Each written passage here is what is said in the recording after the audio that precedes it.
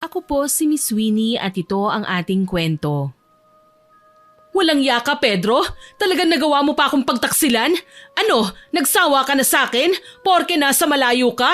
Akala mo magagawa mo ng lahat ng gusto mo? Siguro nga akala mo hindi ko malalaman ang kahayupang ginagawa niyo ng babae mo. Kumalma ka, Josie. Hindi ba natin to pwedeng pag-usapan na lang ng maayos? Nakakahiya maraming nakakarinig sa sigaw mo. Talagang nahiya ka pa. At ikaw naman babae, bakit mo pinatulan ng asawa ko? Gayong alam mo naman na may asawa na siya. Mahal ko ang asawa mo, Josie. Naibigay niya sa akin ang kaligayahang matagal ko nang hinahanap. Punyetang pagmamahal yan! Hayop! Sisirain ko ang mga buhay niyo! Hindi ako nakapalag ng sabunutan ako ni Josie. Tiniis ko ang sakit at pamamahiya na ginawa niya. Ni hindi ako gumanti. O mas tamang sabihing hindi ako nakaganti. Yakap ko ang aking sarili habang mahigpit na hawak ang kumot na nagsisilbing takip sa hubad kong katawan. Nahuli kami ni Josie sa isang kasuklam-suklam na eksena. Nakapatong na sa akin ang hubad ding katawan ng kanyang asawa. Siguro naman sa pagwawala mo nakaganti ka na sa akin. Baka nakakalimutan mo, Josie. Nasa bahay kita. Pwede kong gumawa ng kwento para lang mabaligtad ang sitwasyon at ikaw ang maipakulong ko. Sa bayang ito, lahat ng gusto ko ay nakukuha ko. Tama ka, ganyan naman talaga kayong mayayaman. Lahat na lang inaangkin nyo, kahit hindi sa inyo. Ano, masaya ka na? Nakunan ako dahil sa'yo? Pati ang panganay kong anak nasira ang buhay dahil sa kagagawan mo. Sakim ka, demonyo! Minwestrahan ko ang mga gwardya na paalisin na ang babae. Hinawakan siya ng mga lalaki sa magkabilang kamay. Sinubukan niyang magpumiglas at si Pedro naman ang humarap sa akin. Baka naman pwedeng pabitawan mo na sa mga gwardya mo ang asawa ko, Pepay. Aalis kami ng matiwasay sa bahay na ito. Hindi mo kami kailangan ipakaladkad. Pedro, hindi ka aalis. Dito ka lang sa tabi ko. Kailangan kita. Buntis. Tama naman si Josie, Pepay. Siya ang asawa ko. Mas may karapatan siya sa akin kaysa sa'yo. Kaya kong baguhin yon. Huwag mo lang akong iiwan. Gustuhin ko man, hindi pwede. May anak kami, Pepay. At ayokong sumama ang tingin sa akin ng panganay ko. Tama na minsang naisakripisyo ko ang buhay ng bunso ko dahil sa'yo. Pedro, wag! Mahal kita, Pepay. Pero siguro, ito na ang huli. Pumatak ang luhang kanina ko pa pinipigilan ang talikuran ako ni Pedro. Ni hindi ko siya magawang habulin nang makita kong maglakad siya palayo sa akin. Palayo sa buhay ko. Ang mga kasambahay naman, tila sinadya akong bigyan ng espasyo para ipagluksa ang nasaktan kong puso. Hinayaan nilang isarado ang pinto, kaya doon na bumuhos ang mga luha ko. Humagulgol ako at inilabas ang lahat ng hinanakit na nararamdaman ko sa mundo. Minsan na nga lang akong sumaya, ganito pa ang kinahantungan. Ako po si Pepay Miss Winnie, 39 years old sa kasalukuyan. Ang kwentong ibabahagi ko ay nangyari noong 2011, sa edad na 25. Marupok ako noong araw. Isa ako sa mga kababaihang nangangarap ng happy ending. Ewan ko ba kung bakit sa dinami-rami ng lalaki noon kay Pedro nahulog ang puso ko. Isang sundalo si Pedro. Nagkataong may mission sila sa magubat na parte ng aming bayan nang magkakilala kami. Nasa palengke ako noon. Personal na namimili ng mansanas. Si Pedro, nagkataong napadaan sa kinaroroonan ko nang may humablot sa hawak kong handbag. Hoy!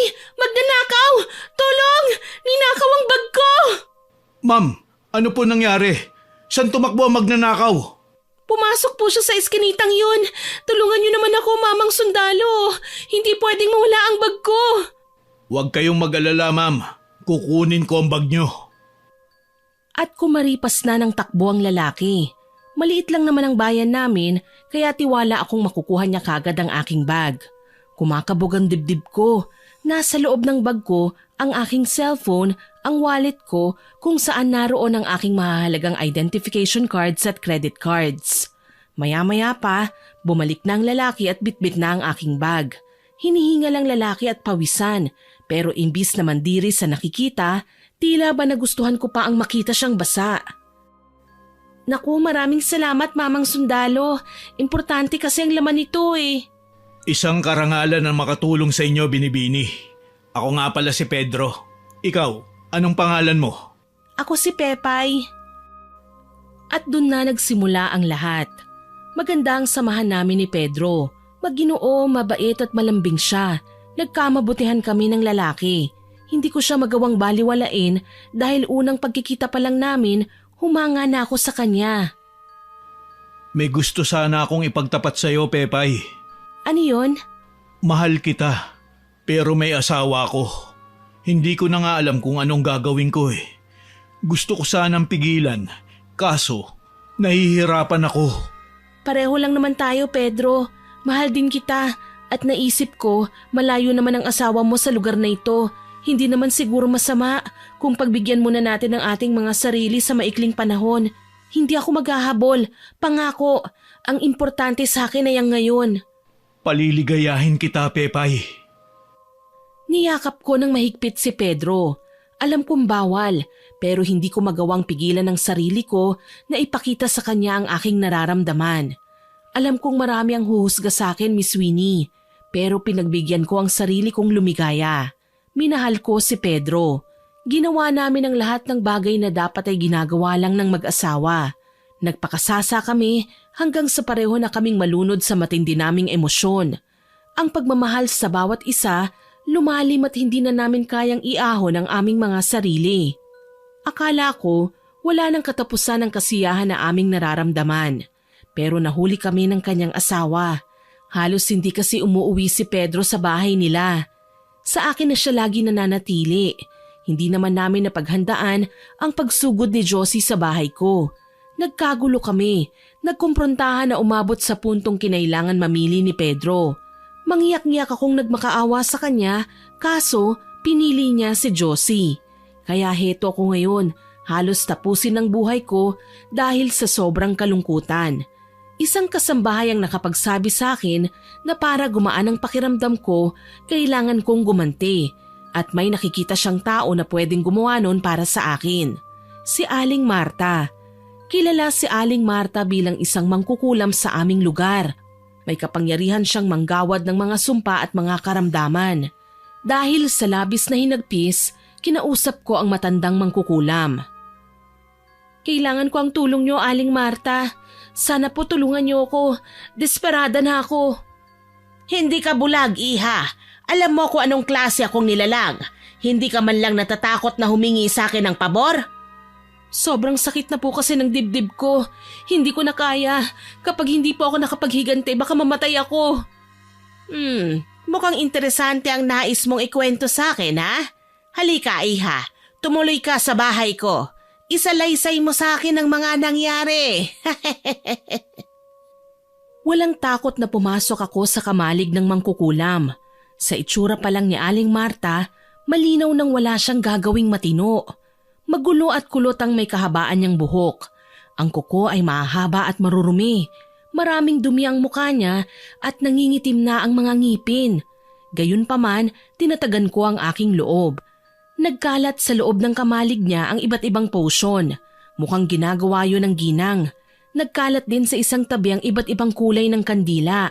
Karamihan sa mga yun kulay itim. Sige, ikwento mo sa akin ang eksaktong detalye. Nagmamahalan kami ni Pedro kahit pa may asawa siya. Hindi ko siya kayang mawala sa buhay ko. Pero nahuli kami ni Josie. Nagwala ang asawa ni Pedro sa loob mismo ng bahay ko. Siguro ayaw ni Pedro ng gulo kaya nagpa siya siyang samahan na lang ang asawa niya. Iniwan niya ako sa ere. Ano naman ang gusto mong gawin natin, iha? Gusto ko pong magdusa sila. Kailangan nilang maparusahan. Gusto ko yan, iha. Marami na akong naiisip na kaparusahan ngayon pa lang. Pero bago ang lahat, sabihin mo sa akin, ano bang ibibigay mong kabayaran? Ang alahas ko, heto totoong ginto yan. Gawin mo lang ang lahat maparusahan ng 2 taong nanakit sa akin. Masusunod, iha. Halika, maupo ka. Dito ka lang sa tabi ko. May kailangan lang akong ibigay sa'yo para maisagawa natin ng maayos ang kulam. Anong klaseng karamdaman po ba ang pwede nating ibigay sa kanila? Pwedeng lagnat lang o sakit ng ulo. Nahahantong sa pagkakaroon ng komplikasyon sa katawan. Sige po, sang-ayon ako dyan. Heto, kailangan inumin yan ng mag-asawa. Kailangan nilang makalunok ng likidong gawa ng isang mangkukulam para tuluyan ko nang makontrol ang katawan nila. Gagawin ko po. Yun lang po ba? Oo, iha. Kailangan mo lang mapainom ang likido. Teka, isulat mo muna sa papel ang buong pangalan ng mag-asawa. Pagkatapos ng naging pag-uusap namin ni Aling Marta, gumaan panandalian ang pakiramdam ko. Tinanggap ko ang botelyang may lamang likido at saka ako nagpaalam sa kanya na aalis na. Aalis na po ako, Aling Marta. Sige, Pepay. Mag-iingat ka. Wag na wag mong ipagsasabi na nanggaling ka dito sa akin. Tatandaan ko po. Umalis na nga ako at nagpunta sa bayan. May binayaran akong babae na magdadala ng inumin na may halong likidong ibinigay sa akin ni Aling Marta. Siguraduhin mong iinumin niya ang likidong yan, ha? Tumango ang inutusan ko at umalis na. Alam kong hindi magtatagal, makakaranas na rin ako ng kaginhawahan kapag nakita kong naghihirap sa karamdaman ng mag-asawa. Simula kasi nang mahuli kami ni Josie, sa bayan na rin namin nanatili ang babae. Halos hindi niya hinihiwalayan si Pedro. Makalipas ang ilang araw, bumalik ako sa kamalig ni Aling Marta. Nakita kong naghahanda siya ng mga kagamitan. Ipinatawag niyo po ako, Aling Marta? Oo, Pepay. Halika dito sa tabi ko habang gagawin ko ang orasyon. Sige, Aling Marta. Oo nga po pala, naipainom na ng binayaran kong kasambahayang likido para sa mag-asawa. Mabuti naman kung ganon. Mas magiging madali ang trabaho natin. Isara mo ang pinto. Nagsimula ng gumawa ng mga ritual at mga sumpa ang ginang. Inilabas niya ang isang itim na kandila at umusal ng dasal para sa sinasamba niyang mga diwata ng kadiliman. Hindi ko maiwasang panlamigan nang makaramdam ako ng kakaibang sensasyon sa aking katawan. Nagulat ako nang biglang humangin sa loob ng kamalig. Namatay ang apoy mula sa kandila at nakarinig kami ng mga tawanan. Habang nakikiramdam, patuloy sa pagdarasal si Aling Marta. Ni hindi na ako makapagkomento nang makita mismo ng aking mga mata ang biglang pagsindi ng kandila kahit wala namang apoy. Isang malaking kababalaghan. Huwag kang matakot, iha. Naipatupad ko na ang sumpa. Magkakasakit sina Josie at Pedro makalipas lang ng ilang araw. Ano po ang gagawin ko, Aling Marta? Kailangan mo silang dalawin. Ipakita mo na kunwari, tanggap mo na ang ginawa nila sa'yo. Sa pamamagitan nun, masusubaybayan mo na ang hirap at sakit na dinulot nila sa'yo. Pero Aling Marta, hindi ko po kayang kausapin si Josie. Kung si Pedro po, walang problema. Ang gusto ko lang naman bumalik siya sa akin eh. Kung pwede nga lang po akong humiling sa inyo ng gayuma. Hindi ako isang manggagayuma, Pepay. Isa akong mangkukulam. Ang kaya ko lang gawin magbigay ng karamdaman sa mga tao. Naiintindihan ko po. Kailangan mong tiisin ang makipag-usap sa kanila. Hindi iepekto ang kulam kung mananatili kang mapagmataas sa mga taong labis mong kinasusuklaman. Minsan, kailangan natin magsagawa ng konting drama. Konting drama. Magkukunwari kang hihingi ng tawad sa kanila at makikipagkaibigan. Kukunin mo ang loob nila kahit gaano kahirap. Ganun po ba? Pagdating ng takdang panahon, tatanggapin nila ang paghingi ko ng tawad. Dito na mas lalala ang kanilang kalagayan. Nakaramdam ako ng takot at pangamba. Ngayon ko lang napagtanto ang aking ginawa. Nang makita ko ang malapad na ngisi ni Aling Marta, alam kong lagim ang kapalit nun para kina Pedro at Josie. Gayunpaman, nariyan na yan at hindi ko na mababawi pa. Iisipin ko na lang na may kasalanan sila sa akin at kailangan nilang magbayad.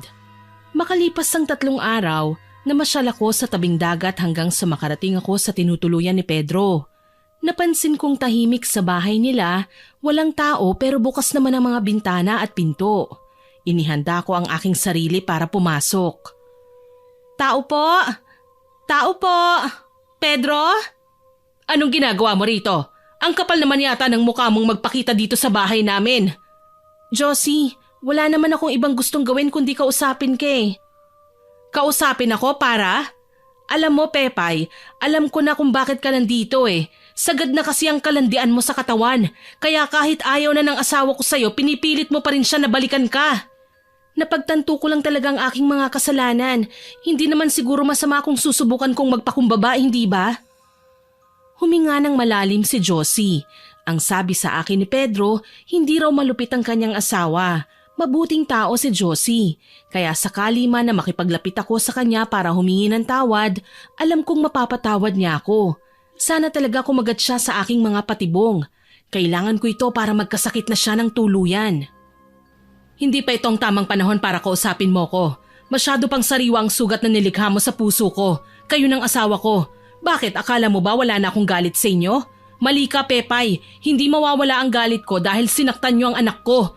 Maliban sa akin, dinamay niyo sa kalibugan niyo ang natitira kong anak.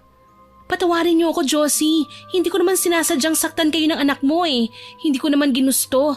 Sadyang nalulung lang ako sa matinding kalungkutan.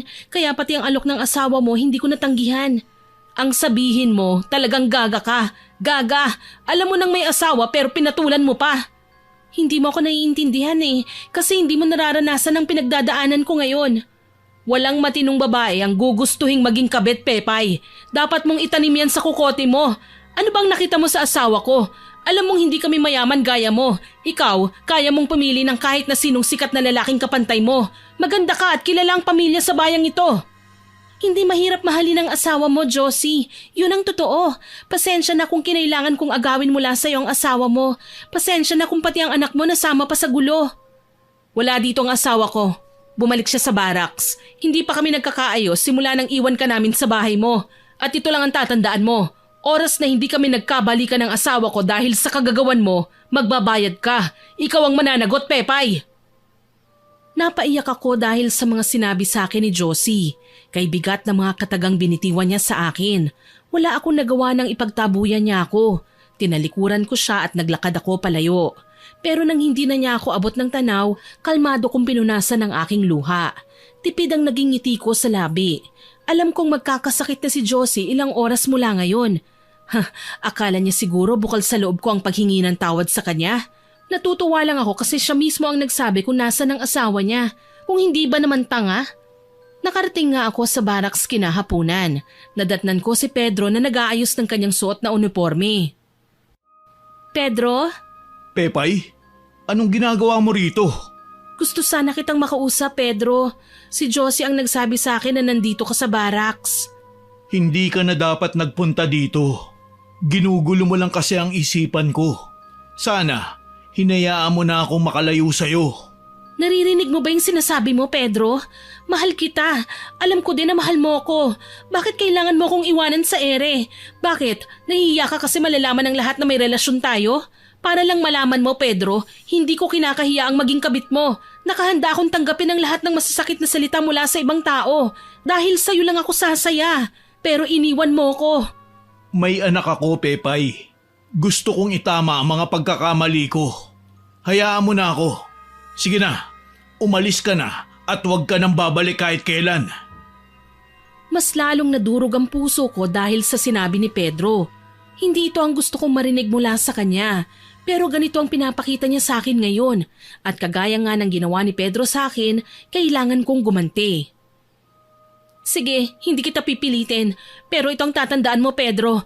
Pagsisisihan mo ang ginawa mong pananakit sa akin. Magdurusa ka hanggang sa hilingin mo na lang sa langit na mamatay ka na. Sigaw ko tsaka ko siya iniwan. Umuwi ako sa bahay ng luhaan at nagkulong sa aking kwarto. Ni ayaw kong makipag-usap kahit kanino, maski sa mga magulang ko. Dahil sa ginawa kong pakikipag-usap sa mag-asawa, naging epektibo ang kulam na pinagkaloob ng mangkukulam na si Aling Marta sa kanila. Nagkasakit sina Pedro at Josie ng malubha. Nakaramdam kagad sila ng kakaibang sintomas, kagaya ng mataas na lagnat, pagsusuka at pagkahilo. Hindi ma-diagnose ang kanilang sakit ng mga espesyalista, ni hindi sila gumagaling sa mga niresetang gamot. Nalaman ko ang mga bagay na yun dahil sa kasambahay ko na madalas gumawi sa kanila. Minsan, muli akong dumalaw sa mag-asawa. Nagulat ako sa bilis ng pagkakahulog ng kalusugan nila. Parehong mapuputla, payat at nangangalumata ang mag-asawa. Josie? Pedro? Anong nangyari sa inyo? Pepay, huwag ngayon. Parehong masama ang katawan namin ni Josie. Kaya hindi ka namin mapapatulan ngayon. Pakiusap. Ayoko ng gulo. Huwag kang mag-alala, hindi naman ako naparito para makipag-away eh. Alam kong may naging nakaraan tayo, Pedro, at alam kong may kasalanan ako sa asawa mo. Pero kayo lang naman ang madalas kong makasama dito eh. Kayo ang nakakausap ko kaya sana hayaan niyo akong dalawin kayo. Dapat hindi ka na nagpunta dito. Kumukulo ang dugo ko kapag nakikita kita. Pasensya na, Josie, pero nakikita ko na kailangan nyo ngayon ng tulong. Hindi ko kayang ipagkait sa inyo ang bagay na yon. Sana hayaan nyo ako makatulong man lang sa inyo. Sa totoo lang, pwede na akong maging best actress sa galing kong magpanggap. Kailangan ko kasing magtagumpay sa misyon ko na pahirapan ng mag-asawa. Hindi naman kagad malalang sakit ang binigay ko sa kanila. Simpleng lagnat lang na sa katagalan hindi na nila maiwawala pa sa katawan nila. Hanggang sa manghina na sila at hindi nagaganahang kumain. Kahit labag yun sa aking kalooban, inalagaan ko ang dalawang may sakit. Habang ginagawa yun, panay ang dasal ko na sana mamatay na sila. Habang tumatagal, nagiging maayos naman ang pakikitungo sa akin ni Josie. Halata lang na ayaw niyang maiwan sa isang lugar kasama ko. Isang araw, nangyari nga ang pinakaiiwasan niyang mangyari. Nasa CR si Pedro kaya naiwan kaming dalawa sa kwarto. Pinupunasan ko ang mukha niya ng basang bimpo. Josie, galit ka pa ba sa akin? Ang totoo, nababawasan ang galit ko sa iyo, Pepay. Pero yung tiwala ko, hindi ko magagawang ibigay sa iyo yun. Natatakot ako na isang araw, baka bigla mo nalang kunin sa akin ng asawa ko. Hindi mo maiintindihan yun ngayon kasi hindi ka pa nagkakapamilya. Pepay, balang araw maiintindihan mo rin ang sinasabi ko. Sorry. Kung wala akong sakit, hindi ko hahayaang lapitan mo ko. Hindi ako papayag na makipagkaibigan ka sa akin. Ayos lang, naiintindihan naman kita eh. Pero sana pakinggan mo ko kahit ngayon lang. Huwag na muna nating pag-usapan ang mga nangyari noon. Hayaan mo na muna akong pagalingin ka, okay ba yon? May magagawa pa ba ako? Nandito ka na. Hindi naman ako ganun kasama para palayasin ka. Salamat. Nagigilty kasi ko eh. Alam kong nagkakagulo kayo ngayon mag-asawa dahil sa akin. Gusto ko makabawi kahit papano. Ngiti lang ang iginanti ni Josie sa akin pero kung ako ang tatanungin, isa na yung malaking bagay na alam kong hinding-hindi ko makakalimutan. Madaling lumipas ang ilang linggo. Habang tumatagal, nagiging malapit na rin kami sa isa't isa ni Josie. Sa katunayan, nagiging kaswal na sa amin ang mag-usap. Hindi pa rin gumagaling sina Josie at Pedro. Sa katunayan, kung hindi man sabay, salitan silang nagkakasakit, tapos mawawala na naman. Kalaunan, naging routine ko na ang dumalaw sa mag-asawa. Nakasanayan ko na ang magpaluto ng masarap na ulam mula sa aking mga kasambahay para dalhin sa kanila. Magandang araw, Josie. Pepay, anong ginagawa mo rito? Halika, pasok. May dala akong pagkain para sa inyo. Heto, sana magustuhan nyo. Adobo at sinigang na hipon. Nako, nag-abala ka pa. May naghahatid naman ng pagkain sa amin dito araw-araw. Okay lang, Josie. Maliit na bagay lang naman tong ginagawa ko eh. O paano, ipaghahain na kita? O sige, tikman natin. Ipinaghain ko ng pagkain si Josie. Inilatag ko sa mesa ang mga plato at ang ulam. Nakita kong dumampot ng plato at kutsara si Josie. Umabot siya ng ulam at natigilan ako nang makitang nahihirapan siya. Tila ba bigat na bigat siya sa pagsandok ng sabaw. Tutulungan na kita, Josie. Sige, Pepay. Salamat ha. Pasensya na rin. Medyo hindi ko kasi magawang iangat ang kamay ko eh. Naku, okay lang. Halika, baka gusto mo, subuan na lang din kita. Nakakahiya naman, wag na, Pepay. Kaya ko namang dahan-dahanin eh. Pinagmasdan ko si Josie na hirap sa pagsubo ng pagkain. Tila ba hinaplos ng awa ang puso ko nang makitang pati sa pagsubo ay halos hindi niya maabot ang kutsara. Tahimik kong pinunasan ng dapat sana ipapatak ko ng luha at magalang na hiningi ang kutsara. Ako na, Josie. Huwag kang mag-alala, wala lang to sa akin ha. Nahihiya kasi ko, Pepay eh. Naaalala ko ang lahat ng mga masasakit na salitang sinabi ko sa'yo. Pakiramdam ko wala akong karapatang humingi ng tulong sa'yo. Malaki ang kasalanan ko sa'yo, Josie. Kaya sana wag mo nang isipin na nahihiya ka. Kung tutuusin, walang kapatawaran ng ginawa ko. Nagkasala ka, Pepay. Pero alam kong nagbabago ka na. Nakikita ko naman eh. Alam kong nagsisisi ka sa mga nagawa mo. Sino ba naman ako para wag ka din patawarin, hindi ba? Kaagad na tumulo ang luha sa aking mga mata. Kumakabog din ng malakas ang aking dibdib. Ewan ko ba, Miss Winnie, nakukonsensya ako. Hindi ko na matiis ang sakit na nakikita kong nahihirapan si Josie. Napansin niya na umiiyak ako kaya naman napatingin siya sa akin. Pepay, anong problema? Bakit ka umiiyak? Pasensya na, hindi ko lang maatim na pagmasdan ka sa ganyang kalagayan. Marami din akong naging pagkakamali noon, Pepay. Siguro kinakarma na ako ngayon. Malupit ang mga magulang ko. Hindi ako kailanman nakatikim ng pagmamahal nila. Tanging si Pedro lang ang nagpakita sa akin noon. Kaya nang malaman kong may relasyon kayo, gumuho ang mundo ko. Alam mo kasi, Pepay, ako man ay anak din ng kabit. Hindi legal ang pagsasama nila papa at mama. Nagulo ang buhay ko dahil mismo sa kagagawan nila. Hindi rin pala madali ang pinagdaanan mo. Ayokong magaya ang pamilya ko sa nangyari sa mga magulang ko. Bandang huli sila rin ang nagtrayduran. Nawalan sila ng pagmamahal sa isa't isa. Naghiwalay din sila? Ang mama ko na kabit, ipinagpalit din ang papa ko sa isa pa niyang kabit. Nakakatawa hindi ba? Parang pinaglaruan lang kami. Kaya siguro sa aming anak gumaganti ang karma. Hindi mo naman kasalanan ang kasalanan ng mga magulang mo, Josie. Ngumiti muli sa akin si Josie. Kahit pa nga ano pang kasamaan ng mga magulang niya ang ikwento niya sa akin, alam kong labas siya doon. Mabuti siyang tao at nagsisisi ako na nagawa ko siyang ahasin. Sa paglipas ng mga araw, unti-unti ko nang natutunang kalimutan si Pedro. Alam ko naman na wala na rin akong mapapala kung ipagpipilitan ko pa ang sarili ko sa kanya. Napakarami kong na-realize na dapat sana ay hindi ko ginawa. Sa totoo lang, nahihiya na akong malaman na may kasalanan ako sa ibang tao. Masyado akong nagpakababa at hindi na iniisip ang sasabihin ng iba. Kaya naman nang mapagtanto ko ang aking mga pagkakamali, nagpa siya akong puntahan si Aling Marta. Kumusta, iha? Napadalaw ka? May kailangan po sana ako sa inyo eh. Tungkol saan? Siguro magpapasalamat ka sa akin dahil naging matagumpay ang pagkulam natin sa mga nanakit sa'yo, ano? Nagtagumpay nga po kayo, pero hindi ako kailanman naging masaya. Abay, bakit naman? Hindi ba't yan ang gusto mo, ang makagante? Tama po kayo, Aling Marta.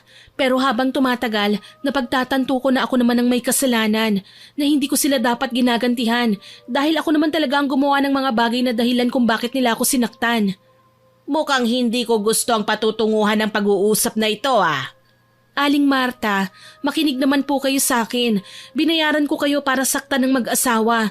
Ngayon kaya ko rin kayong bayaran para itigil ang kulam na ibinigay niyo sa kanila. Makinig ka, Pepay.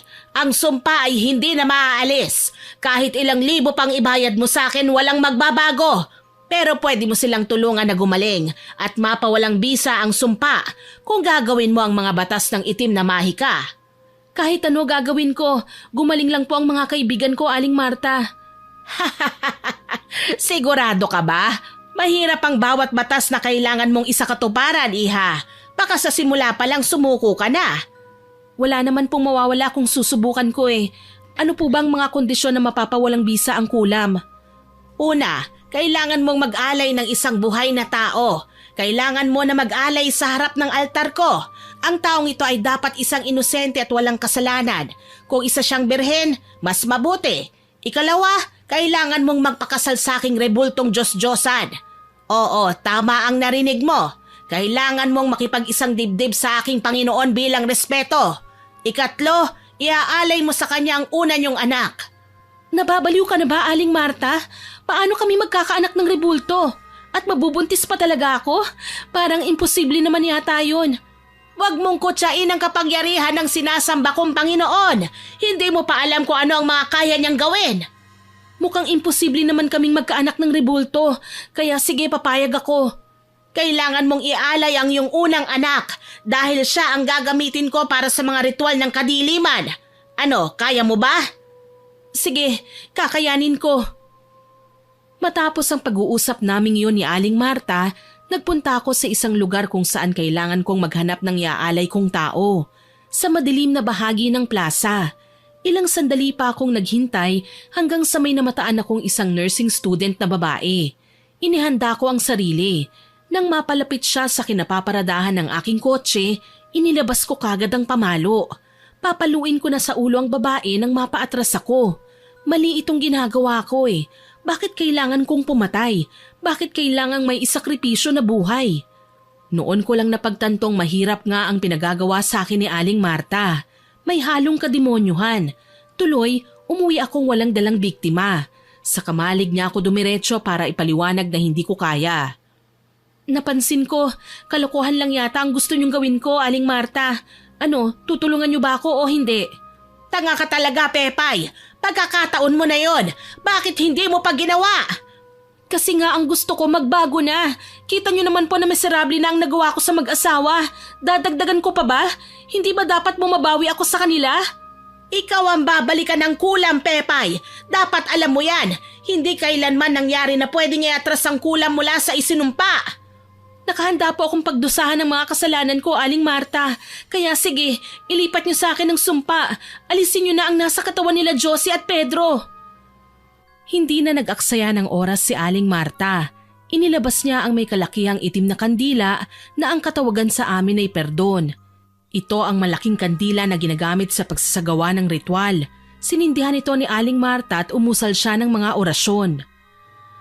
Alisin, alisin, sumpang ibinahagi. Alisin, alisin, ilipat sa nahuhumaling. Aling Marta, napakalamig po. Para akong nakaharap sa ref. Shh! Tumahimik ka. Huwag mong kalilimutan na ikaw ang may kagustuhan na mangyari ang bagay na ito.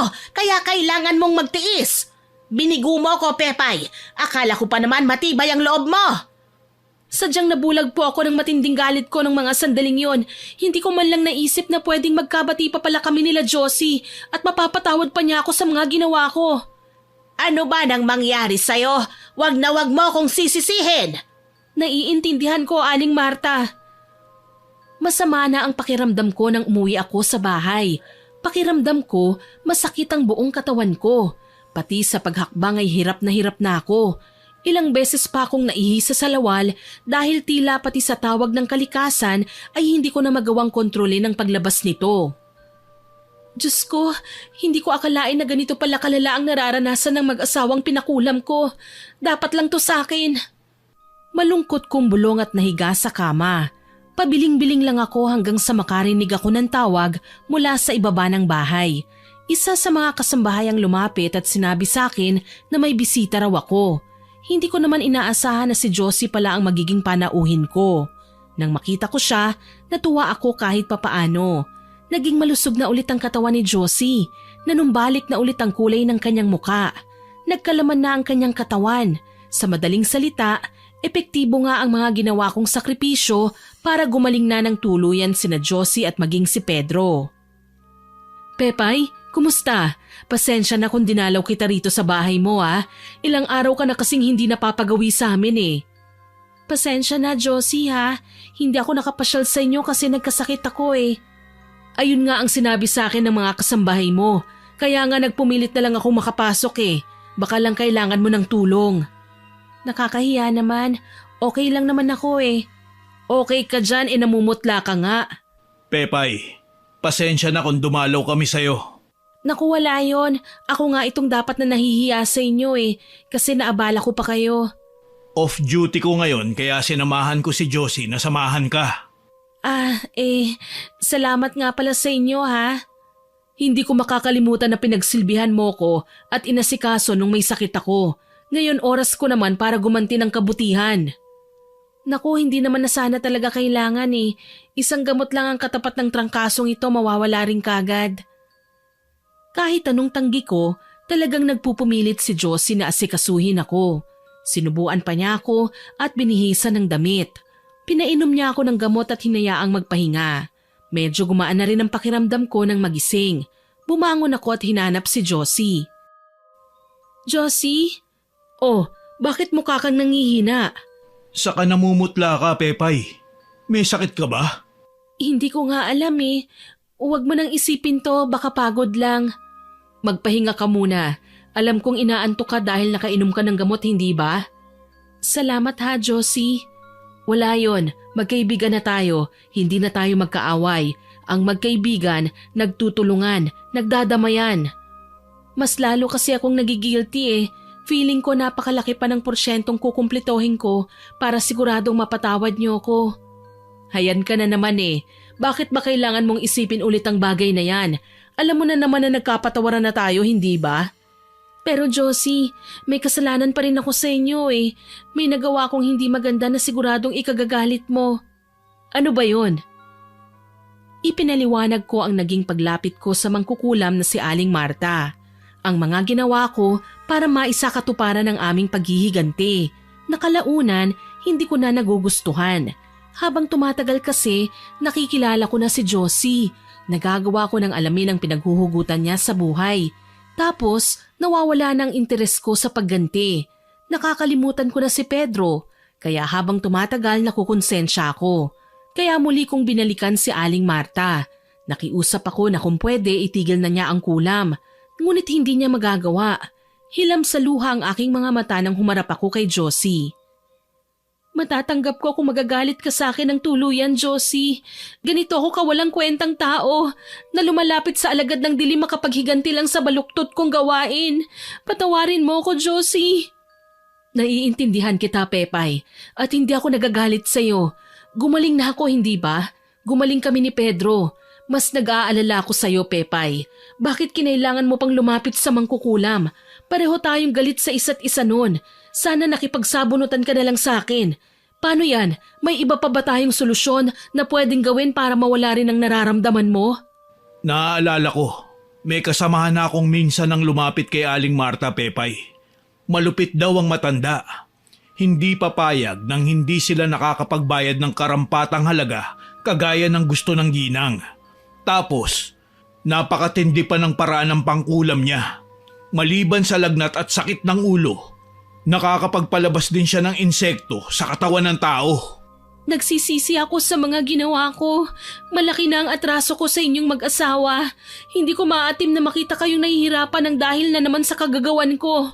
Kaya alam kong ito ang tamang solusyon. Ipalit ang kaligtasan ko sa magiging kaligtasan nyo. Huminga ng malalim si Josie. Lumingon sa kanyang asawa. Gusto kong sabihin sa kanila na hayaan na lang dahil deserve ko naman ito. Pero hindi ko magawa. Narinig ko na lang na nakikipag-usap na si Josie sa kanyang asawa. Kailangan natin siyang tulungan. Alam kong minsan na siyang nagkasala sa atin pero tao rin lang tayo, Pedro. Hindi ko kayang magtanim ng sama ng loob ng ganong katagal sa isang tao. Hindi lang naman si Pepay ang may kasalanan sa'yo. Ako din naman, Josie. Nagawa kong sakta ng pamilya natin. May kontribusyon din ako sa gulo. At nahihiya ako dahil dun. Parang hindi ako lalaki. Pedro, Josie, hayaan niyo na ako. Huwag niyo na akong pag-aksayahan ng panahon. Wala din naman akong aasahan sa pamilya ko eh. Palagi silang wala at abala sa negosyo. Hindi rin naman ako kawalan kung mabura man ako sa pamilya namin. Kaibigan ka namin, Pepay. Kaya tutulungan ka namin. Mas lalo lang na ginusto kong magtiwala sa'yo dahil sa mga pinagtapat mo. Hindi ka natakot at nahiya na ipaliwanag ang mga nagawa mo. Dahil dyan, tutulungan ka naming hanapan ng solusyon. Hindi ka galit sa akin? Wala nang mangyayari kung magagalit pa ako. Kita mo naman, magaling na kami ni Pedro at dahil din yun sa'yo. Nakahanap nga ang mag-asawa ng paraan na madala ako sa kamalig ni Aling Marta. Hindi ko na kasi kayang maglakad ng mag-isa. Tuluyan nang nahulog ang kalusugan ko. Kasing putla ako ng papel. Namayat at nangingitim ang paligid ng mga mata. Ni hindi ko na gustong kumain at hirap na rin akong magbanyo. May tao sa loob ng kamalig pero mukhang abala kaya kailangan pa naming bumati mula sa labas ng bahay. Ako na munang magtatao po, Pedro. Mag-iingat ka, mahal. Oo naman. Lumapit si Josie sa may pinto ng kamalig. Magalang na nagtao po. Ilang sandali pa, lumapit si Aling Marta. Nanlilisik ang kanyang mga mata nang tumingin siya sa akin. Pepay, bakit dinala mo sa tahanan ko ang mga biktima? Hindi mo sila dapat na sinama rito. Teka lang po, Aling Marta. Kailangan namin kayong makausap. Alisin niyo ang kulam na nasa katawan ni Pepay. Ha? Anong akala niyo sa akin, tanga? Hindi ko magagawa yan dahil sa akin naman lilipat ang kulam at 10 beses yung malupit kesa sa naranasan niyo. Maawa naman po kayo sa kaibigan namin. Maawa? Hindi nga siya naawa nang dumulog siya dito para ipakulam kayo eh. Alam na po namin yun. Ipinagtapat na po ni Pepay sa amin ang lahat. Pero hindi naman ibig sabihin nun, pwede nyo na siyang saktan dahil lang sa ayaw nyong tanggapin ang karma. Maawa naman po kayo. Ang sabi niya, sobra pa ang binayad niya sa ginawa ninyo. Baka naman may kaunting remedyo kayo para dito. Wala akong may tutulong sa inyo. Kaya sana wag niyo na akong guguluhin kung ayaw niyong kayong tatlo mismo ang kulamin ko. Aling Marta, wag. Maawa po kayo sa mga kaibigan ko. Wala naman silang kasalanan eh. Hayaan niyo na lang po ako na magdusa. Mangiyak-ngiyak kong pakiusap. Alam ko naman na wala na akong pag-asa, kaya hindi na ako halos nag-react nang sumuka ako ng dugo. Nataranta naman sina Josie at Pedro. Hindi ko na sila napigilan nang dalhin nila ako sa ospital sa pag-asang baka may solusyon ng doktor kahit panandalian lang sa mga nararamdaman kong sakit. Dok, tulungan niyo naman po ang kaibigan namin. Josie, kumalma ka. Baka naman mamaya niyan ikaw naman ang magkasakit. Josie, hindi ka dapat makaramdam ng ganito sa akin. Sana hinayaan niyo na lang ako sa bahay. Hindi pwede, Pepay. Kailangan nating umasa at magtiwala. Alam ko naman nagagaling ka pa eh. Kailangan lang muna natin ng pansamantalang gamot. Inasikaso kami ng doktor pagdating sa ospital. Kahit papaano, may niresetang gamot na pinainom nila kagad sa akin. Ilang sandali pa, nakaramdam ako ng pagkaantok. Nagising akong nasa kamalig ni Aling Marta. Taka kong balikwas ng bangon at nilibot ng tingin ng paligid. Nakita ko ang nagkalat na mga kagamitan ni Aling Marta sa pangkukulam. Mga manika, karayom, kandila at mga garapon na kung ano-anong halamang gamot ang laman. Natanaw ko ang ginang na abala sa pagbabalat ng hawak niyang bungang kahoy. Gising ka na pala. Bumangon ka na riyan nang makapag-usap tayo ng maayos. Nasa ospital lang ako kanina. Paanong nagkita na naman tayo dito ngayon? Kaya kong kontrolin ang panaginip mo. Kasalanan mo kasi ito eh. Ikaw lang ang nagpahamak ng sarili mo. Sana, hindi mo na sila pinalapit sa akin. Alam mo bang pwedeng lumipat sa akin ng kulam dahil dinala ka nila sa kamalig? Nag-aalala lang naman po sila sa akin, Aling Marta. Naging kaibigan ko na sila paglipas ng mga araw. Sayang lang at naisipan ko pang lumapit sa inyo na sana hindi ko na lang ginawa. Wala namang dapat sisihin kundi ikaw rin lang. Kasalanan mo yan. Wala ka nang magagawa kundi ang magdusa. Nagulat ako nang dumampot ng manika si Aling Marta. Aktong sasaksakin na niya nang magsisigaw ako. Aling Marta, wag! Pakiusap! Gagawin ko ang lahat ng gusto niyo. Huwag niyo lang akong sasaktan. Ayoko pang mamatay. Ayaw mong mamatay pero nagawa mong magpakulam sa akin ng tao. Talagang nawawala ka na sa sarili. Aling Marta, magbabayad ako ng kahit magkano. Tanggalin niyo lang ang sumpa. Alam ko naman na kaya niyong gawin to eh. Sige na po, nagsisisi na ako. Gaga ka ba? Sinabi ko naman sa'yo na kaya ko. Pero hindi ko magagawang tanggalin sa'yo dahil 10 beses ngang sakit ang matatanggap ko kapag lumipat yan sa akin. Walang yaka. Buti nga ganyang klaseng kulam lang ang binigay ko sa'yo eh. Kung hindi, baka mas lalo akong mahirapan. Nagmamakaawa pa ako kay Aling Marta kaso lang masyado siyang matigas. Lantaran pa niyang sinabi sa akin na hindi niya ako kayang tulungan. Wala akong nagawa noon kundi ang malakas akong umiyak hanggang sa mamaga ang mga mata ko at mapansin kong umuulan. Hindi na ako nakaangal nang iwanan nga ako ni Aling Marta at nanlabo naman ang aking mga mata. Nang muli akong magising, mas naging malakas ang kabog ng aking dibdib. Nakaabang pa rin si Josie sa akin. Nakayuko siya at mukhang natutulog pa. Si Pedro naman nakahiga sa may sofa at mukhang pagod din. Halatang magdamag nila akong binabantayan. Napaiyak na nga ako ng tuluyan. Kailangan kong asikasuhin ang sarili ko. Kung kailangan na maghanap ako ng albularyo, gagawin ko. Napansin ni Pedro na bumangon ako kaya dali-dali siyang lumapit sa akin. Nagkatitigan kaming dalawa pero ako ang unang bumawi ng tingin. Nakaramdam ako ng matinding pagkailang nang maalala ko ang mga nangyari sa amin dati. Halos ibigay ko pa kay Pedro noon ang lahat. Ginising niya ang kanyang asawa. Josie, mahal. Bumabangon si Pepay. Baka may kailangan siya. Pepay, may kailangan ka ba? Mukhang okay na kasi ko, Josie. Baka okay lang sa inyo kung umalis na ako at umuwi na. Pero Pepay, Sobra-sobra na ang kabutihan niyo para sa akin. Hindi na ako dapat nagpapakaabala pa sa inyo. Pepay, maliit na bagay lang ang ginagawa ko. Kaibigan kita, hindi ka plastikan yun. Nag-aalala lang kasi ko eh. Tsaka mas mainam na yung ako na lang ang alam ni Aling Marta na kaaway niya. Ayoko kayong madamay pa. Pepay, hindi ba sinabi ko sa'yo na okay lang ako? Huwag kang mag-alala. Kaya naming makipagsabayan sa mangkukulam na yan. Sige, hahayaan ko kayo. Pero sana mag-iingat kayo ha. Kailangan nating humanap ng albularyo. Albularyo? Oo, isang taong kayang magtanggal ng sumpa ng kulam. Kung ayaw ni Aling Marta sa maayos na pag-uusap, idaan natin siya sa malupit na labanan. Saan naman tayo hahanap ng albularyo? May kilalang albularyo si Pedro. Kailangan lang natin siyang papuntahin sa lugar na ito. At ako ang bahala doon, Pepay. Gagaling ka, pangako. Malungkot akong napayuko dahil sa kanyang sinabi. Kung tutuusin, ako naman ang naging punot dulo ng lahat ng ito eh. Makalipas ang ilang araw, dumating nga ang albularyo na sinabi sa akin ni Josie. Nanggaling siya sa kabilang isla, si Mang Roy. Ang totoo niyan, marami na rin akong naririnig na magandang bagay kay Mang Roy. Alam namin kung gaano kagaling ang matanda sa parting pakikipaglaban sa mga masasamang nilalang na hindi nakikita ng normal na tao. Pero anong kinalaman niya sa sitwasyon ko? Hindi kayo nagkamali ng ipinatawag, Pedro at Josie. Alam kong ako ang nararapat na tawagin para sa problemang ito. Kailangan niyo kaming tulungan, Mang Roy. Habang tumatakbo ang oras, nasasayang ang ating pagkakataon. Mas lalong nangihina si Pepay. Kailangan niya ng tulong. Walang problema. Nakahanda akong tulungan ang kaibigan nyo sa abot ng aking makakaya.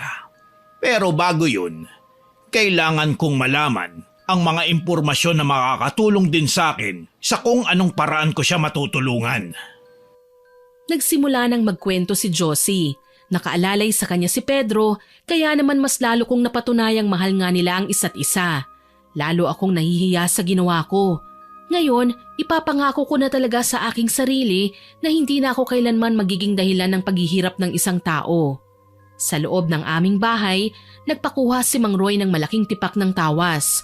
Hinaluan yun ng bawang at luya. Dinikdik at piniga ang katas sa aking katawan. Pagkatapos, pinausukan ako gamit ang insensong may halong mga halamang gamot. Hinayaan ni Mang Roy na balutin ako sa usok. Pagkatapos ay pinasaklob sa akin ang isang kumot hanggang sa leeg. Pinagpapawisan na ako sa init ay hindi pa rin niya tinatanggal ang kumot. Sabihin mo sa akin, Iha, ano ang nararamdaman mo? Mainit po, tapos maanghang. Inumin mo ang himag. Ito ay isang klase ng langis na may nakababad na mga halamang ugat. Sige po, Mang Roy. Sinunod ko ang utos ng matanda. Isang kutsarang langis ang nilunok ko at sa totoo lang, hindi ko gusto ang lasa nun. Nakakasuka, lalo na't naiisip kong para akong uminom ng mantikang may mabahong amoy. Nakakadiri. Tiisin mo lang ang lasa, Iha. Maya-maya, pakiramdaman mo ulit ang sarili mo kung may mga napapansin ka pa ba. Diyos ko, bakit Pepay? May nararamdaman akong makati na nangingiliting gumagapang sa paanan ko, Josie. Kamutin mo, Pepay. Wag. Dahan-dahan nyo lang silipin ang mga paa ni Pepay. Naguguluhan man, sinunod ulit namin ang sinabi ng matanda. At hindi kayo maniniwala sa mga nakita namin, Miss Winnie. Uod. Mapuputing uod na sa pagkakaalam ko, dumadagsa sa bulok ng mga pagkain.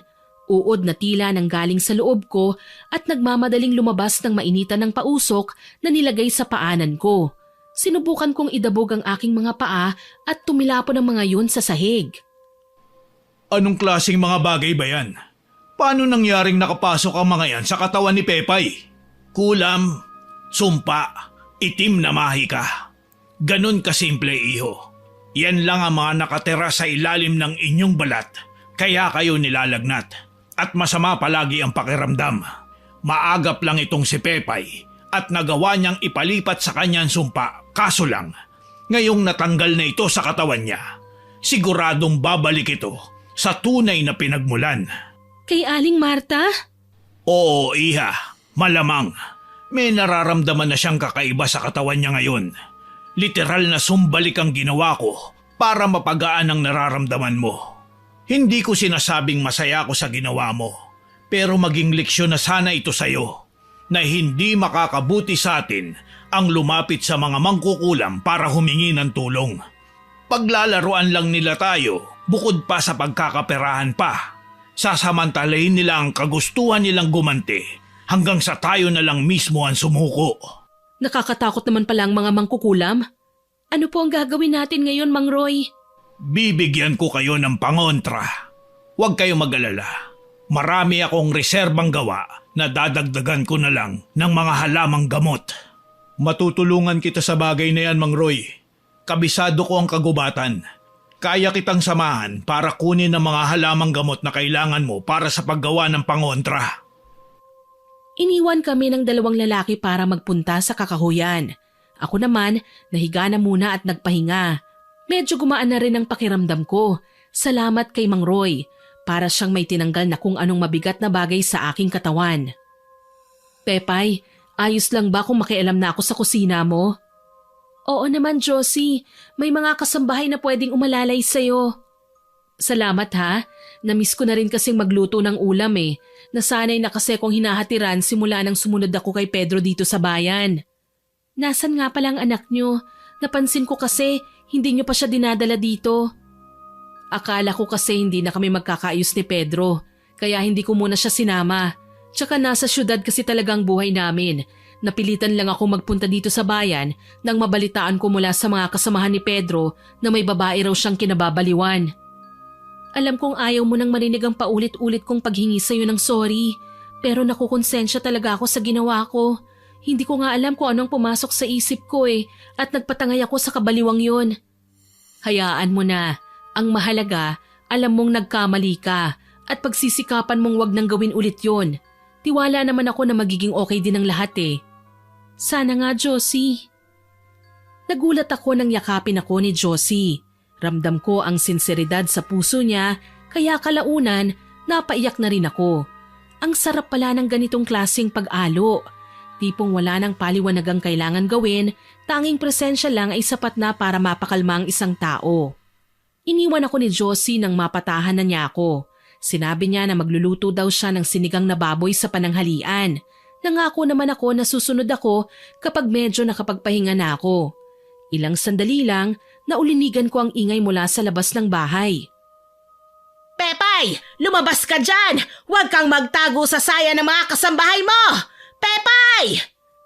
Aling Marta, ano pong ginagawa niyo rito? Nagtataka ka pa? Ha!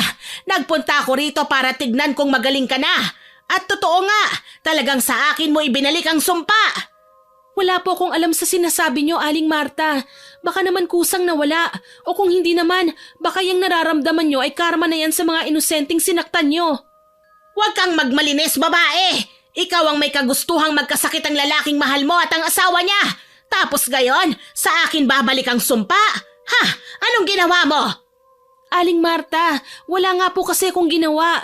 Kung naisip ko man, hindi ako marunong. Alam niyo yan. Pepay, anong nangyayari? Nasa labas si Aling Marta. Galit na galit. Gusto niya akong sugurin. Iniisip niya na may ginawa ako para maibalik sa kanyang sumpa. Kaya hindi ko sinabi ang tungkol kay Mang Roy. Tama lang naman ang ginawa mo. Mas mabuti na yung wala siyang alam para hindi siya makapaghanda. Masusugod siya ni Mang Roy nang wala siyang panlaban. Nagsawa din naman kalaunan si Aling Marta sa pagwawala. Pero binantaan niya ako. Oras na makahanap daw siya ng pagkakataon, papatayin niya ako. Totoong natakot ako doon, Miss Winnie. Alam ko na kasi kung ano ang mga kaya niyang gawin, tapos malalaman kong balak niya akong saktan. Kung kailan gusto ko nang magbago, ay tsaka pa ako magkakaproblema. Mabuti na lang, bumalik din makalipas ng ilang oras sina Mang Roy at Pedro. May dala silang mga halamang gamot na pagkatapos naming kumain, ay pinagkaabalahan niyang dikdikin at ilagay sa mga espasyong bilog ng bracelet. Maliban sa pulseras na ito, bibigyan kita ng medalyon, Iha. Proteksyon mo laban sa iba pang masasamang elemento. Ang mga mangkukulam kasi, may kakayahang mangutos ng ibang elemento kapag hindi siya nakakalapit sa kanyang biktima. Halimbawa, mga paniki, mga sigbin. Kaya niyang utusan ng mga ito para atakihin ka kung hindi ka niya kayang lapitan. Sila ang mananakit sa'yo kapalit ng kung anong pwedeng ibigay sa kanila na mangkukulam.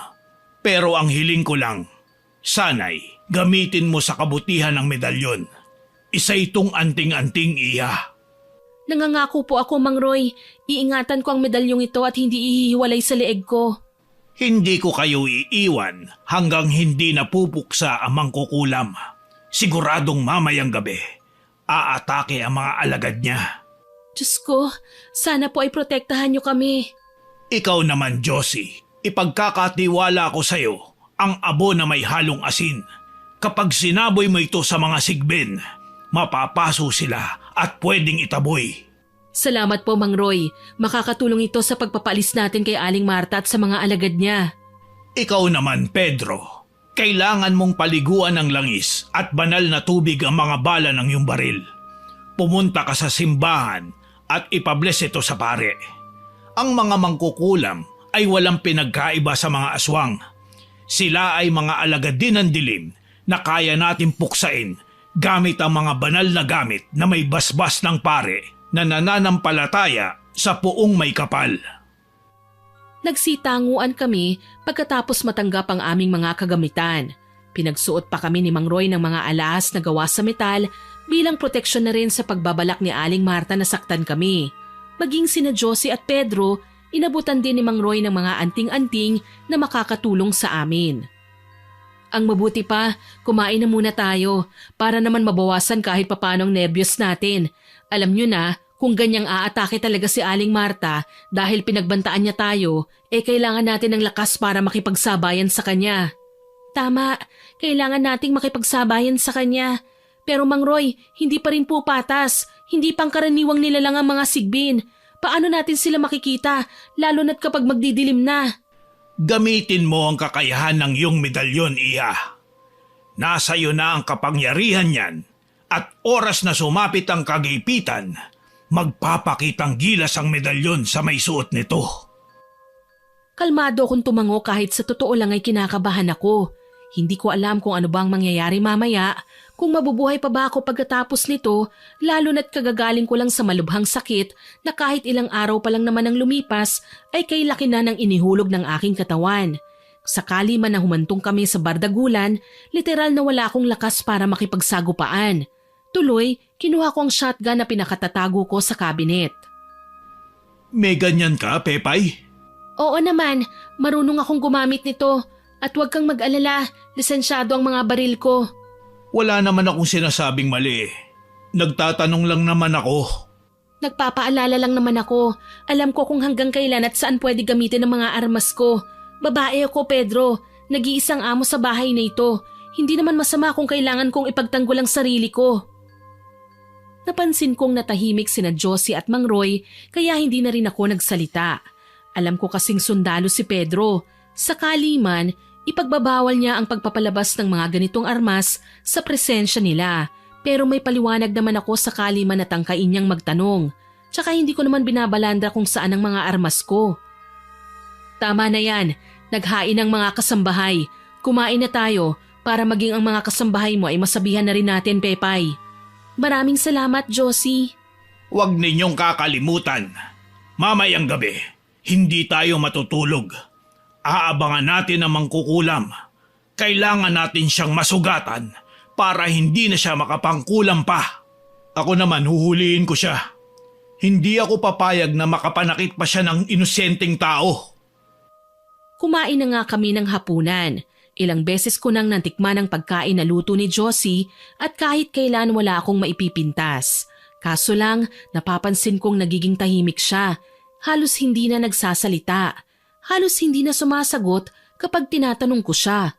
Hindi ako sanay na tahimik ang babae kaya nang maiwan kaming dalawa sa sala, kinausap ko si Josie ng masinsinan. Josie, kanina ko pa napapansin na tahimik ka. May problema ka ba? Ako? May problema? Wala naman. Bakit? May problema ba tayo, Pepay? Wala naman. Para kasing nag-ibang pakikitungo mo sa akin eh. Parang nanlamig ka. Naisip ko baka minasama mo ang mga ginawa kong pagsopla sa asawa mo tungkol sa pagkakaroon ko ng baril sa loob ng bahay. Bakit? Kanino mo ba talaga gagamitin ng baril, Pepay? Sa akin ba? Para masolo mo na si Pedro? Josie, alam mong kinalimutan ko ng kahibangan ko sa asawa mo. Alam mong gusto ko nang magbago. Saan naman ang gagaling ang mga sinasabi mo? Gusto ko lang makasiguro na hindi mo aagawin sa akin ang asawa ko, Pepay. Sigurado ako, Miss Winnie. Nag-iba ang kulay ng mga mata ni Josie. Purong itim. At nag-iba rin ang boses niya na tila ba hindi siya ang nagsasalita sa harapan ko. Bigla akong kinilabutan. Josie, ayos ka lang ba? Kung gusto mo magpahinga ka na muna.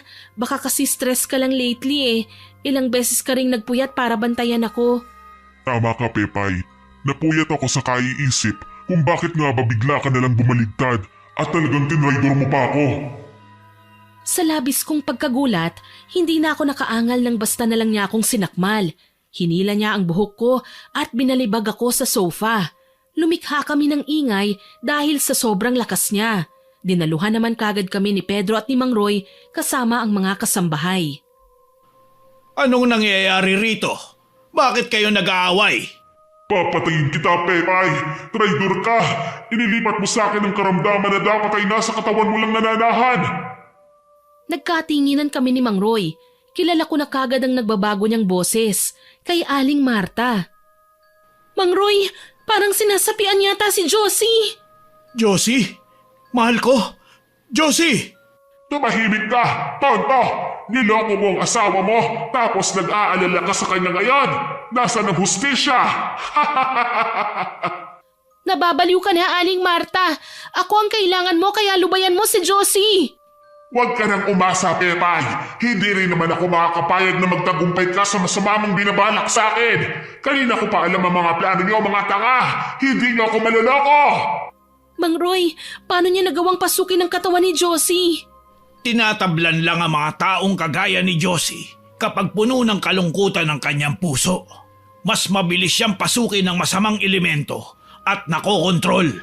Anong kailangan nating gawin, Mang Roy? Hindi ako papayag na mapahamak ang asawa ko. Pepay, magpatawag kayo ng pare. Hindi ko makakaya ang labang ito nang walang kasamang alagad ng banal na Panginoon. Sige po, Mang Roy. Gagawin ko kagad. Sumunod ako sa sinabi ni Mang Roy. Dalawa sa mga kasambahay ko ang pinadalhan ko ng sulat para ihatid sa kura paroko ng aming bayan. Nagpasama din ako ng gwardya para sakali man na maisipan din ni Aling Marta na hadlangan ang ginagawa namin kahit papaano ay may magtatanggol man lang sa mga inutusan ko. Kailangan na nilang masundo si Father ngayon din. Nakapagpadala na po ako ng sulat para sa pari. Pedro, pasensya na ha. Kailangan muna nating igapos ang asawa mo dahil baka tangayin ni Marta ang katawan niya. Ayokong maghanap pa tayo ng mahabang oras dahil ang mga masasamang nilalang palaging may napagtataguan. Wala na bang ibang paraan, Mang Roy? Hindi ko kayang makitang nahihirapan si Josie. Pedro, hayaan mo na si Mang Roy. Tama ang sinasabi niya. Hindi ko pa kontrolado ang katawan ko. Kailangan niyong makinig sa kanya. Kapag hindi niyo ako iginapos, makakapanakit ako. Labanan mo, Josie. Pakiusap. Mas malakas siya sa akin. Hindi ko siya mapigilan. Awang-awa ako sa sinapit ni Josie. Tuloy, lalo kong sinisisi ang sarili ko dahil sa mga nangyari. Gusto ko nang kitlin ang sarili kong buhay para matapos na ang paghihirap ng lahat. Naalala ko ang mga huling araw na nagkasama kami ni Aling Marta na maayos pa siyang makitungo sa akin. Ang sabi niya, may 3 paraan para mahinto na ang sumpa sa katawan ng mag-asawa. Ngayon, kaya madaling nakapasok si Aling Marta sa katawan ni Josie ay dahil may koneksyon pa siya sa kanila. Kabado akong nag-sign of the cross at nagdasal. Alam kong mahirap, pero kailangan kong maging matapang. Kinuha ko ang aking notebook kung saan nakasulat ang Psalm 23, ang The Lord is my shepherd. Binasa ko ito ng maraming beses sa harapan ni Josie. Napansin kong mas lalo siyang nagwala at nangangalit ang kanyang bagang. Tumahimik ka, Pepay. Akala mo ba natatakot ako sa dasal mo? Hindi mo ako masisindak dyan. Pero kailangan mong tumahimik at sumasakit ng tenga ko. Kapag hindi ka pa tumigil, mag-oorasyon ako sa mismong harapan nyo. Eh di mag-orasyon ka, mangkukulam ka, hindi ba? Sigurado akong kayang-kaya mong gawin ang bagay na yan. Diyan ka lang naman magaling eh. Tonta ka? Punyeta? Tumahimik ka ng ingay-ingay mo. Tatabasin ko yung bibig mo. Paano mo gagawin yon nakagapos ka nga? Mas lalong nagwala si Josie. Habang tumatagal, nakikinikinit ako sa gilid ng aking mga mata ang katauhan ni Aling Marta. Na galit siya sa akin. Paiba-iba ang boses ni Josie, minsan si Aling Marta at minsan si Josie talaga. Hinila naman ako ni Mang Roy at binulungan.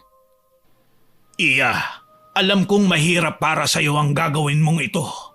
Pero walang malay ngayon si Marta dahil pumasok sa katawan ni Josie ang kanyang kaluluwa. Habang abala pa siya sa pagwawala rito, kailangan niyong samantalahin ang pagkakataon. Ano po ang gagawin ko? Magpasama ka kay Pedro. Puntahan niyo ang kamalig ng ginang. Wasakin niyo ang altar niya, pati ang sinasamba niyang rebulto. Kailangan niyo sunugin at sirain lahat ng mga bagay na pwede niyang gamitin laban sa pangungulam. Papayag ka bang sumama sa akin, Pedro? Oo, gagawin ko para kay Josie. Kung gayon, humayo na kayo at mag-iingat. Huwag kayong basta susugod nang hindi pa ninyo nasisecure ang paligid. Sige po, Mang Roy. Noon din, umalis kami ng bahay na hindi na muna nagpaalam kay Josie. Habang palayo ng palayo, naririnig pa namin ang matinis niyang halakhak na animo kinukutsa kami. Tapos maya-maya, bigla naman magagalit. Malungkot akong sumakay sa sakyan na ginagamit ni Pedro. Sa katunayan, napansin yata ni Pedro ang pananahimik ko kaya hindi ako nakaiwas nang bigla siyang magtanong. Pepay, ayos ka lang ba? Hindi ko lang maiwasang malungkot, Pedro. Ang laki ng naging kasalanan ko. Oo, at minahal kita noon. Nabulag ako sa mga pinakita mo sa akin na mabuting asal. Naramdaman ko na minahal mo naman ako. Pero nang makita ko ang sitwasyon ni Josie ngayon, alam kong tinatago niya lang ang lungkot. Kasalanan ko kung bakit siya nagkaganito. Nagpadala ako sa sama ng loob ko na minsan, ginusto kong patayin na lang kayo. Pero nagsisisi na ako, Pedro. Patawarin niyo ako kung minsan ay naging makasarili ako. Hindi lang naman ikaw ang may kasalanan, Pepay. Ako rin. Malaki ang atraso ko sa'yo. Ako ang unang nagbigay ng ideya sa'yo na pwedeng maging tayo sa kabila ng katotohanang may asawa na ako. Patawarin mo sana ako sa mga nagawa ko sa'yo. Alam mo ba kung bakit minsan na akong nagpumilit sa'yo na balikan ako? Kasi nabuntis ako, Pedro. Hindi ko malaman kung anong gagawin ko noon. Pero pinili mo si Josie. Lugmok na lugmok ako. Kaso wala akong magawa. Siya ang legal. Samantalang ako, babae mo lang sa tabi-tabi. Bakit hindi mo sinabi? Nasaan ang sanggol? Bakit hindi ko nakitang lumaki ang tiyan mo? Dala ng labis na kalungkutan na apektuhan siya, Pedro. Nalaglag ang sanggol nang hindi ko sinasadya, kaya halos mabaliw ako. Siya na lang sana ang natitirang alaala ko sa'yo pero kinuha pa ng tadhana. Kaya ako nagawang lumapit kay Aling Marta. Kung ano-anong inuutos niya sa akin, lahat ng yun ginawa ko. Diyos ko. Ang tanga ko, hindi ba? Tapos parte ng pagkulam ni Aling Marta sa inyo ay kailangan kong makipagbate kahit labag sa aking kalooban. Oo, plano lang namin na lumapit sa iyo noon para maitanim ang kulam. Pero nakilala ko ng husto ang asawa mo at napagtanto kong hindi naman siya masamang tao. Kaya nagsimula na akong questionin kung tama bang ginagawa ko. Nang mga sandaling yun, nagsimula na kayong magkasakit ng malubha. Dala ng konsensya ko, kaya ako ang nag-alaga sa inyo. Nang hindi ko nakayanin, kinausap ko na si Aling Marta. Sinabi ko sa kanya na iatras ng sumpa. Pero pinaliwanagan niya ako na hindi niya mababawi ang sumpa oras na maigawad niya na ito. Ano naman ang ginawa mo? Nakiusap ako sa kanya. Umasa ako na baka may iba pang paraan sa kung anong pwede kong gawin. Binigyan niya ako ng 3 kondisyon. Kapag napagtagumpayan ko raw ang mga yon, malaya na ako. Kaso hindi ko kayang pumatay ng tao, makipagsiping sa rebulto at ialay ang unang anak namin ng sinasamba niyang Panginoon. Hindi ko kayang maging demonyo, Pedro.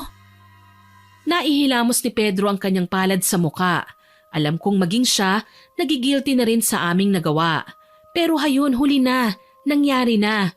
Wala na kaming ibang magagawa kung hindi ang gawa na lang ng solusyon ng aming problema. Huwag kang mag-alala, Pepay. Aayusin natin to. Hindi ko man maibalik ang dating tayo. Tutulungan kitang itama ang lahat ng pagkakamali natin. Sa pagkakataong ito, hindi kita iiwan. Tayong dalawa ang nagsimula nito. Tayong dalawa rin ang tatapos. At niyakap niya ako ng mahigpit kaya napahagulgol ako sa kanyang mga bisig. Kalaunan, dumating din kami sa kamalig ni Aling Marta. Tahimik ang paligid.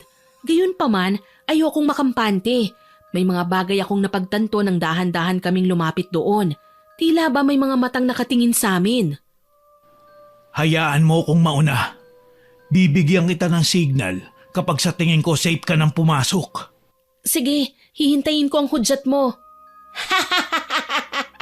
Nararamdaman ko ang presensya ng mga taksil sa aking tahanan. Ano, hindi ba kayo papasok? Alam kong papunta kayo rito kaya iniwan ko muna ang katawan ni Josie. Hinang-hina na ngayon ang kawhawang babae. Akala ko demonyo lang ang may kakayahang sumapi, pati rin palang mga mangkukulam. Sa bagay, magtataka pa ba ako? Kampun ka naman ng kadiliman. Tumatapang ka na yata, Pepay. Sa tingin mo ba kaya mong iputok sa akin ang hawak mong shotgun? Nakahanda akong makulong kung kinakailangan, Aling Marta. Matigil lang ang kasamaan mo. Hindi niya napaghandaan ang bigla kong pagdaluhong sa kanya. Ewan ko ba, bigla akong nag-init at naramdaman ang tawag ng kung anong mahikang nakapaloob sa medalyon, Miss Winnie. Tila ba ang gaan ng kamay kong makipagsagupaan sa ginang. Nagagawa kong tapatan ang lakas na meron siya. Nilingon ko kagad si Pedro. Ikaw nang bahala sa mga gamit niya. Akong bahala sa mangkukulam na to. Sige, mag-iingat ka. Kahit kailan, mga traidor talaga kayo. Isa lang akong hamak na matanda tapos pinagtutulungan niyo pa. Tumahimik ka, Aling Marta. Hindi ka ordinaryong matanda. Isa ka mangkukulam na sumasamba sa demonyo. Hindi mo na ako masisindak. Tatalunin kita at ibabalik sa impyernong pinanggalingan mo. Sinapok ko siya na ikinatulig ng kanyang muka. Bumaling ang pisngi niya sa kaliwa at muli ko na naman siyang binigwasan. Tumilapon si Aling Marta pero hindi naman bumagsak. Sumadsad lang siya ng konti at bumawi. Siya naman ang umatake sa akin. Ginawa ko ang lahat masanggalang ang kanyang pag-atake. Pawisan na ako pero nakapagtatakang hindi man lang ako nakaramdam ng pagod. Si Pedro naman, sinamsaman lahat ng kagamitan ni Aling Marta. Wala siyang tinira. Maging kaliit-liitang botones na sa tingin ko ay may kinalaman sa kakayahan niyang mangulam, sinunog ni Pedro sa labas. Gayon na lang ang palahaw ni Aling Marta. Hindi ko alam kung saan siya nakakuha ng kutsilyo at galit na galit siyang sumugod kay Pedro. Papatayin kita, pakialamerong lalaki ka! Hindi ako papayag na kayong sumira sa kakayahan kong unti-unti ko nang napapalakas! Wala ka nang magagawa, Aling Marta. Kasamaan ang pinaghuhugutan mo para makapanakit ka ng inosente. Kaya hindi ako papayag na magpatuloy ka sa ginagawa mo. Makukulong ka pagkatapos nito. Hindi ako papayag! Mamamatay muna kayo! Napalingon ako sa altar. May isa pang bagay na hindi nakukuha si Pedro. Isang manikang kulay itim na kasing laki lang ng palad. Mga isang dangkal lang din ang haba. May nakalagay itong pangalan ni Aling Marta. Ito marahil ang ginagamit niya para mapuruhan ang mga biktima niya. Hindi ko alam kung ano ang pumasok sa isip ko at bigla kong binali ang kaliwang kamay nito. Gayon na lang ang gulat ko nang sumigaw ng kay Tinis si Aling Marta sa labas ng kamalig. Papalapit na sana siya kay Pedro, kaso nabitiwan niya ang hawak na kutsilyo dahil binali ko ang kamay ng manika na konektado pala sa kanya. Marahas siyang lumingon sa kinatatayuan ko. Anong ginawa mo? Hayop kang babaeng malandi ka! Ikaw pang lumapit sa akin para humingi ng tulong tapos babawiin mo! At gayon tatraydorin mo ko! Hindi na, tama na ang ginagawa mo, Aling Marta. Dinadamay mo na ang mga walang kasalanan. Sino ba ang dinamay ko? Hindi ba't ginusto mo silang ipakulam? Ginusto ko silang ipakulam noon pero natauhan na ako. Kaya ako tinatama ang mga pagkakamali ko. Kaso kayo, mas ginanahan pa kayong manakit ng tao. Kahit sinabi ko na sa inyo na lubayan nyo na sila, pinagpatuloy nyo pa rin. Pesteng ritual yan. Galit na singhal ko. Pinagsisipa ko pa ang mga kagamitan niya na unti-unting hinahakot ni Pedro sa labas. Muling bumaling ang matanda sa kanya. Isa ka pa, pariwarang lalaki. Kasalanan mo kung bakit nag-aaway ang mga babae. Dahil akala mo, ikaw ang makapagpapaligaya sa kanila. Hayop ka, hindi ka na nakontento sa isa. Kahit ano pang sabihin ninyo, wala na kayong magagawa. Natutupok na ng apoy ang inyong mga gamit, Aling Marta. Ano pa ba ang silbi ng ritual kung wala na mga gamit mo? Sunog na oh. At alam ko, mababaliw ka na pagkatapos nito. Ang mga biktima mong namatay sa pangungulam mo, tiyak na babalikan ka. Tigilan niyo na to, Aling Marta. Wala na tayong magagawa. Para naman sa ikabubuti niyo ang ginagawa namin ito eh. Nagwala at umiyak si Aling Marta, pero hindi na namin siya pinansin. Iniwan na namin siya dahil naniniwala akong tapos na ang misyon namin. Kaso lang, hindi ko akalaing lalapit siya, dala ang kutsilyo at sasaksakin ako sa likod. Napaigik ako sa sakit, sabay pagkuha ni Pedro ng kanyang baril. Tila slow-mo lang ang nakita ko ng barilin niya ang matanda. Tinamaan ang ginang sa ulo, kaya patay siya kagad. Pepay, may sugat ka. Kailangan mong madala sa ospital. Pedro, hayaan mo na ako. Malaki ang nagawa kong kasalanan at nagsisisi ako. Siguro, ito na ang kabayaran ko. Huwag mong isisi lahat sa sarili mo. May kasalanan din naman ako. Kumapit ka lang. Dadalhin kita sa ospital. Hindi ko na nga namalayan na habang bumabiyahe ay nahihilo na ako. Nagising na lang ako na nasa ospital na at ginagamot ng mga doktor. Namataan ko pa si Pedro na halos pakiusapan ng lahat ng doktor, asikasuhin lang ako kagad. Muli akong nawalan ng malay. Sa muling pagdilat ng aking mga mata, tumambad sa akin si Josie. Bakas ang pag-aalala sa muka habang nakatunghay sa akin. Pepay, kumusta ka na? Heto, masakit ang likod ko. Huwag ka munang masyadong gumalaw, baka bumukas ang sugat mo. Patawarin mo ako, Josie. Nagulo ang buhay mo nang dahil sa akin. Sana mapatawad mo ko. Sorry din. Tinago ko lang ang sama ng loob ko kaya madali akong nasaniba ni Aling Marta. Hindi ko dapat tinago ang puot. Sana pala pinatawad kita ng buong puso. Nasaan nga pala si Pedro? Nagpunta siya sa police station. Kailangan niya kasing magbigay ng statement tungkol sa nangyari kay Aling Marta at sa pagkakasaksak ng ginang sayo. Makukulong ba siya? Hindi naman siguro. Kailangan lang niyang magbigay ng statement para sakaling may magreklamong kamag-anak ni Aling Marta, may full report na sila kung sakali man. Ngumiti ako at kahit nahihirapan ay niyakap si Josie. Isa siyang mabuting kaibigan na natagpuan ko sa gitna ng ginawa kong kasamaan. Tunay ngang kahit gaano kapangit ang nakaraan ng isang tao, kung talagang desididong magbago, literal na tutulungan ng Panginoon. Sa ngayon, abala ko sa pagpapalago ng aking negosyo. Hindi na ako nakapag-asawa, Miss Winnie. Sina Pedro at Josie naman, regular akong dinadalaw sa bayan at kung minsan, ako naman ang pumapasyal sa kanila. Sumikat naman si Mang Roy dala ng kabayanihang ginawa niya sa amin. Marami na ring dumadalaw sa bahay kapag alam nilang naroon ang kaibigan naming albularyo. Si Aling Marta naman, palagi ko pa ring pinagdarasal. Sana lang kahit nasa kabilang buhay na siya, matutunan man lang niyang patawarin ang sarili niya at pagsisihan ang lahat ng kanyang ginawa. Hanggang dito na lamang po. More power po sa inyong channel at God bless. Sana po ay nagustuhan niyo ang aking ibinahaging kwento. Pero bago ko po tapusin ito, hindi ito makukumpleto nang walang shoutout sa masusugid nating listeners. Shoutout po kay Rosemary Lagunsad, kay Starshine Park, kay Jocelyn Granada, kay Jen Alikaykay, kay Perlita Menjola, kay Red Villamor, kay Aljon Adolacion, kay Austin Ocampo, hello din po kay Jeannie Safor, kay Merly Lasaraga, kay Lynn Salvidar, kay Leanne Reyes, kay Emily and Jeff Aseo from Riyadh, kay Ednaling Cotingho at kay CJ Cotingho. Shoutout din po kay Michael John Habawel, kay May Kakam, kay Gina Andraque Peñas, kay Julian Anastasio, kay Sir Alejandro Volante, kay Leonie Manay.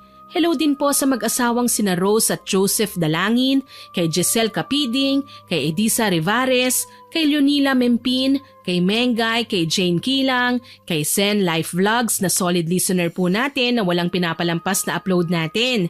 Salamat po, ma'am. Shoutout din po kay Darlene Espina, kay Yuki Yu, kay Jenmer Garcia, kay Abby Misagal, kay AC Sorano, kay Racel Rector, kay Genevieve Artagami, kay Jessiril Gilaran, kay Ashley Jane Argawanon, kay Rosalinda Olidan at kay Winnie Charmy Rose. Salamat po sa inyong lahat na nag-comment at nakinig. Abangan niyo pa po sana ang mga susunod kong upload ha. At huwag kalilimutang mag-subscribe, like, share and comment sa mga kwento natin. Para po mabilis niyong makita kung may bagong upload tayo, pindutin niyo lang po ang notification bell para lagi po kayong updated. Aasahan ko pa rin po ang inyong suporta ha. Muli, ako po si Miss Winnie na nagpapasalamat sa inyong pakikinig.